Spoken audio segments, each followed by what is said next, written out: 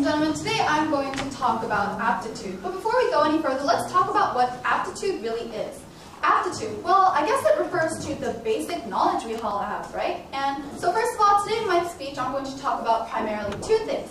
First of all, I'm going to talk about why aptitude is necessary in our lives. And second of all, I'm going to talk about something we all really love that has the word aptitude in it. That's for you guys to guess later on. Now, first of all, let's talk about my first point on why we all need aptitude, ladies and gentlemen. Well, aptitude, a basic knowledge, isn't it? Well, why we need aptitude? Because later, if we go into society, we obviously need knowledge. That's why we go to school. And therefore, we have to make this aptitude come into use in the workforce.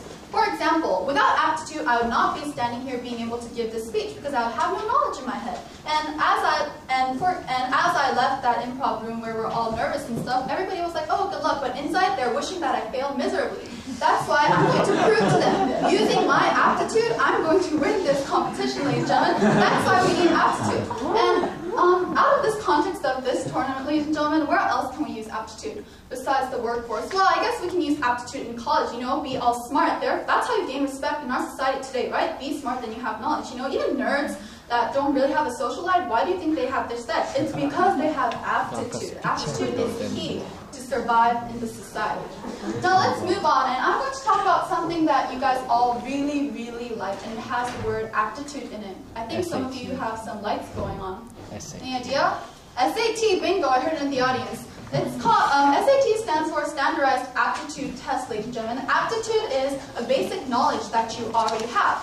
But let's think about this for a second. Does the SAT really test our aptitude? Does the SAT really test the knowledge that we have?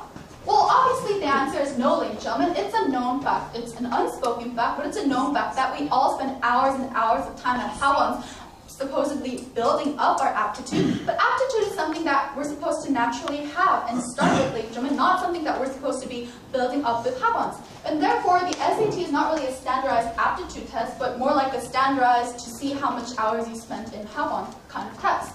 But what can we really do about this situation about the SAT? Do you think we can go protest the college board or tell the college that we simply refuse to take the SAT? Well, we can't do this either. And besides, College Board, ladies and gentlemen, they claim that they're a non-profit company, but in fact, they have a monopoly in the education industry. Think about the number of students in this world that have to take the SATs to go to a university in the States. That's more than a lot of millions you can ever count, right?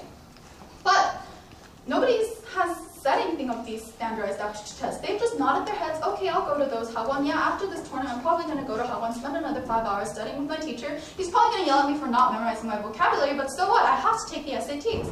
Maybe it's time to kind of step back and look at the big picture, ladies and gentlemen. Standardized aptitude test. Does this test really test my aptitude? Do I really have to take this? You know what? I hate the SAT so much. I was really close to actually, my college ops are due in about 2 years, so I'm a sophomore. And I was thinking about maybe sending a letter to College Board, make a change. Perhaps tell them, do you really think these standardized aptitude tests show anything? Do they prove anything? Will the colleges think we're intelligent because we score a perfect 2,400 on our SATs? Not necessarily, ladies and gentlemen. Aptitude is something else. Aptitude is not something you earn from Howons. Rather, it is something you earn from experience, like this. I will never forget this moment as I'm standing in front of you guys making this speech. This is where you earn true aptitude, ladies and gentlemen. So I see the need to differentiate between fake aptitude and real aptitude. And hopefully, one of us in this group, it might have to be me, but I hope somebody before me does it, maybe one of us will approach College Board and tell them what aptitude really is. So, guys, it's your choice. Tell the difference between real aptitude and fake aptitude, and your life is going to be different. Thank you.